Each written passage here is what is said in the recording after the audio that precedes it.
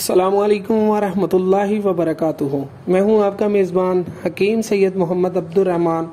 ایک دفعہ پھر ہم آپ کو اپنی نئی ویڈیو میں خوش آمدید کہتے ہیں۔ آج کا جو ہمارا ٹاپک ہے وہ ہے سیب کے بارے میں۔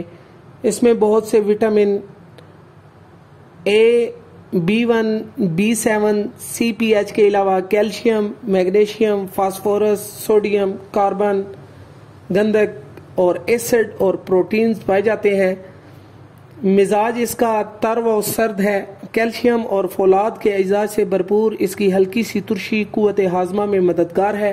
مفرح اور مقوی قلب ہے۔ خوش ذائقہ اور غذائیت کا بہترین مخزن ہونے کی وجہ سے کھایا جاتا ہے۔ مربع اور شربت بھی اس سے تیار کیا جاتا ہے۔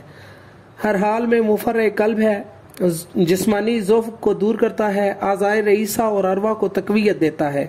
جگر، گردہ، مثانہ کے لیے بھی مقوی ہے۔ گرمی کو تسکین دیتا ہے، سالے خون پیدا کرتا ہے، خون کے سرخ خلیوں کو بڑھاتا ہے۔ اس کا رس معدے اور انتڑیوں کے جراثیم اور تعفن کو دور کرتا ہے۔ گردوں کو ہر قسم کے آلائش سے پاک اور صاف کرتا ہے۔ چھلکے سمیت کھانا بہتر ہے کیونکہ چھلکے میں وٹامن اور کیلسی فرول بکثرت پائے جاتے ہیں۔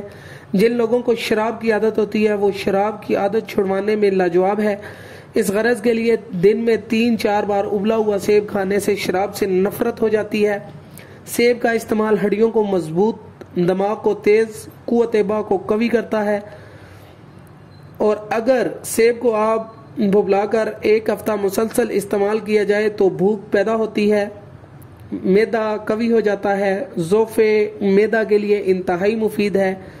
اگر پیاس زیادہ لگتی ہو تو آپ نصف گلاس پانی میں 3-4 تولے سیب کا رس ملا لیں۔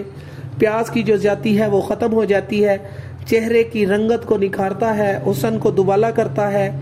اگر سوتے وقت مریض کو 1 سیب کھلا دیا جائے تو پیٹ کے کدو دانے مر کر خارج ہو جاتے ہیں، اور صبح نہار منہ 1 سیب کھا کر اوپر سے دودھ پی لیا جائے تو ایک بہترین مقوی دماغ و اعصاب ناشتہ ہے۔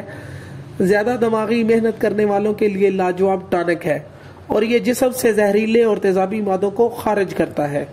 مزید اچھی اس ویڈیو کے لیے آپ ہمارے YouTube چینل حکیم محمد عبدالرحمن کو سبسکرائب کریں، اور اگر آپ کو کسی ٹاپک پر ویڈیو چاہیے تو ہمیں کومنٹ سیکشن میں لازمی بتائیں۔